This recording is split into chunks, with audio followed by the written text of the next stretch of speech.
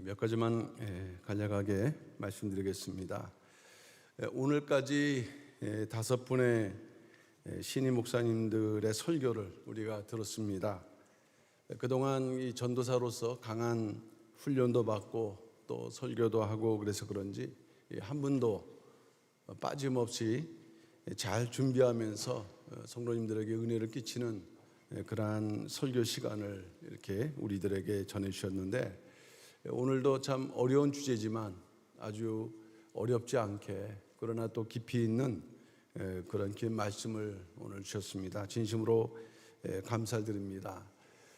이제 이 5분의 목사님들은 평강제일교회 전도사로 계시다가 이제 목사가 되기 위해서는 다시 우리가 청빙 절차, 임시당회와 공동회 절차를 밟아야 되는 것입니다. 공동회 교회정관 제15조를 보게 되면 공동회 필요적 결의사항이라는 것이 있는데, 그 두 번째 항을 보게 되면은 담임 목사, 목사, 장로, 집사의 및 권사의 임면은 공동회를 거쳐야 하는 것으로 이렇게 되어 있습니다. 그래서 이제 목사가 되기 위해서는 이런 절차를 이렇게 밟아야 됩니다. 그래서 임시당회를 개최하고 그리고 그 통과를 하게 되면은 이제 공동회를 거쳐서 성도 3분의 2를 받을 때 정식적으로 이제 우리 교회 목사가 되고 또 노회 소속이 되게 되는 것입니다. 그래서 그동안의 설교를 들은 것은 이분들이 목사가 되었다라는 하나의 소개의 의미도 있지만은 여러분 들으실 때 과연 우리 교회 목사로서 적합한가 하는 또 시험의 의미도 사실 있다고 하겠습니다.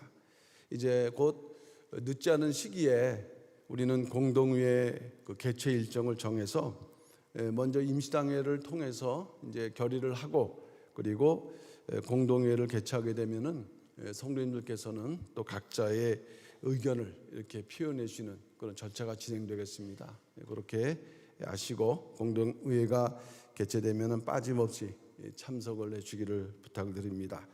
두 번째는 임시당회가 있었는데 그 결과를 좀 말씀드리고자 합니다. 지난 3부에 있었던 그 임시당회는 한 가지 안건을 가지고 임시당회를 개최했습니다. 총회 금지, 불법 집회 참석자 재심, 판정, 승인의 건. 이 안건 제목이 좀 어려울 수도 있겠는데, 지난번 1월 4일 날 총회에서 결의한 불법 집회 참여 금지에 대해서 이제 우리 교회에서는 3월 24일에 이것을 우리가 징계를 착수하겠다라는 당회 승인을 받았죠.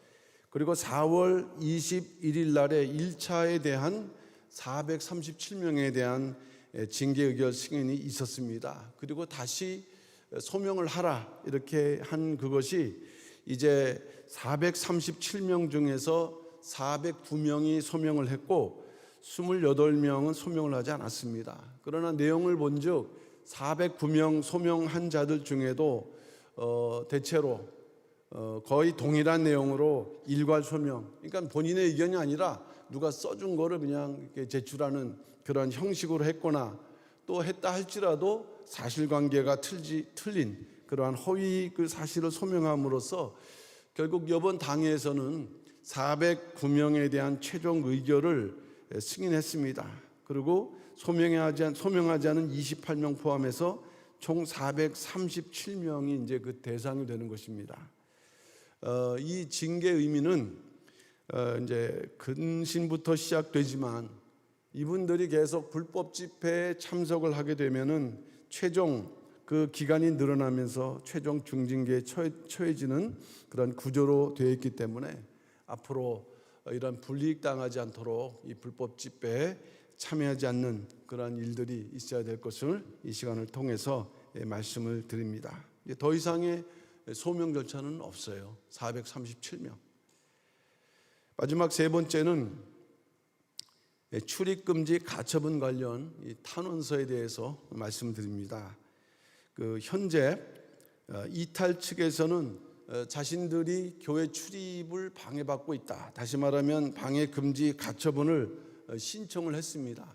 근데 지난 작년에 신청한 것이 이제 그 간접 강제를 신청한다고 한 것이 저쪽 변호사가 날짜를 알지 못하는 바람에 법원에서 기각을 당한 적이 있습니다. 근데 이것을 다시 신청을 한 것이에요.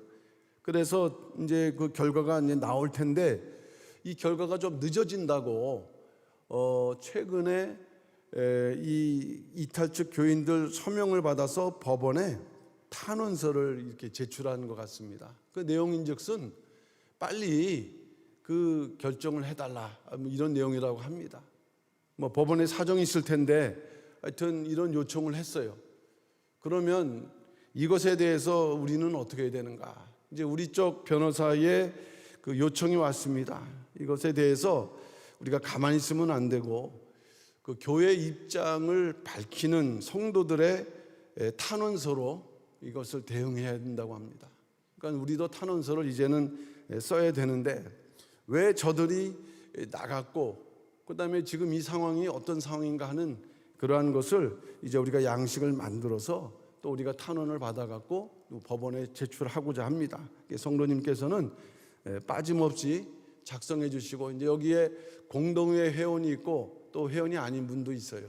그러니까 이 탄원서 작성하는 것은 좀 뜻이 같으신 그런 모든 우리 말씀의 성도들은 다 작성을 할 수가 있습니다. 그래서 많이 이렇게 작성을 이번에 해서 이 교회 출입 문제의 결정은 대단히 중요합니다. 또 이제 이 법원의 결정에 따라서 또 뭐 문을 갖다가 뭐 열라 또 이런 어떤 그 결정이 만약에 나오게 되면 우리의 상황이 또 좀 강경해질 수밖에 또 어려워질 수밖에 없는 이런 상황인 만큼 성령님께서 이 부분에 대해서 또 기도해 주시고 그리고 많이 탄원서가 작성될 수 있도록 참여해 주시고 또 근본 가처분의 결정이 올바른 결정이 나올 수 있도록 성도님들 많이 관심을 가지시고 이렇게 협조를 해 주시기를 부탁해 말씀드립니다. 이상입니다.